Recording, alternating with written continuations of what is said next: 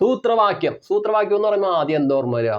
കണക്ക് പഠിക്കാനിരിക്കുമ്പോൾ നമുക്ക് കണക്ക് പഠിക്കാൻ എളുപ്പത്തിൽ കണ്ടെത്തുന്ന വഴിയാണ് സൂത്രവാക്യം. ആ പേരിനെ കൂടുതലും എന്താ പറയുക, പ്രയോജനപ്പെടുത്തിക്കൊണ്ട് ആ പേരിന് കൂടുതലും ഇമ്പോർട്ടൻസ് കൊടുത്തുകൊണ്ട് ഒരു പുത്തൻ പടം ഇറങ്ങുന്നു. ആ പടത്തിന്റെ പേരാണ് സൂത്രവാക്യം. അപ്പൊ ആ ചിത്രത്തിന്റെ സൂത്രവാക്യമാകുന്ന പ്രശ്നപൂരിതമായിട്ടുള്ള കഥ പറച്ചിലിനെ കൃത്യമായ രീതിയിൽ മുന്നോട്ട് കൊണ്ടുപോവുകയും അതിലൂടെ ഒരു വിജയം നമുക്ക് സമ്മാനിക്കുകയും ചെയ്യുന്ന ഈ സിനിമയുടെ ടീസർ വന്നിട്ടുണ്ട്. സൂത്രവാക്യം എന്ന സിനിമയുടെ ടീസർ നമുക്കൊന്ന് കണ്ടു നോക്കാം, കാര്യങ്ങളൊന്ന് വിലയിരുത്താം. കണ്ടു നോക്കാം.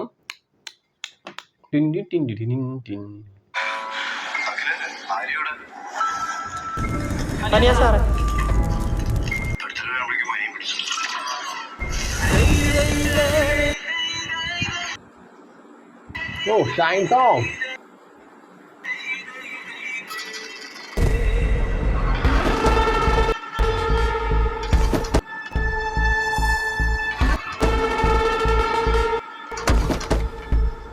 അൻവർ സാറേ, വിൻസി അലോഷി.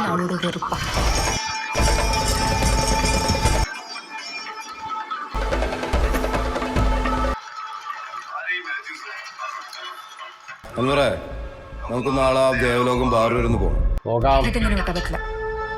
എന്തായാലും ഞാൻ പോയി കാണുന്നുണ്ട്.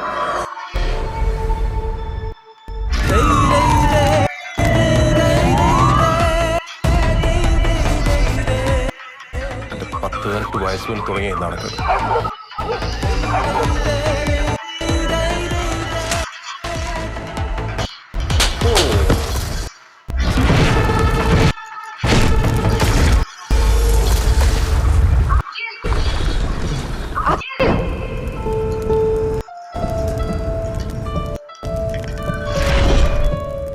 സൂത്രവാക്യം.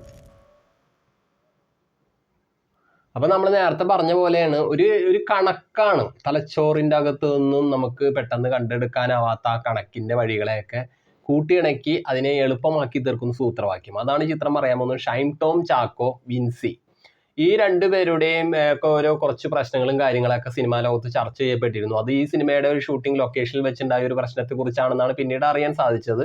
അപ്പൊ അങ്ങനെ ആ പ്രശ്നങ്ങളൊക്കെ ഏകദേശമൊക്കെ ഒരു ശാശ്വതമായ പരിഹാരത്തിലേക്ക് എത്തിത്തീർന്നിരിക്കുന്നു. അപ്പൊ സിനിമ പുറത്തിറങ്ങാനിരിക്കുന്നു.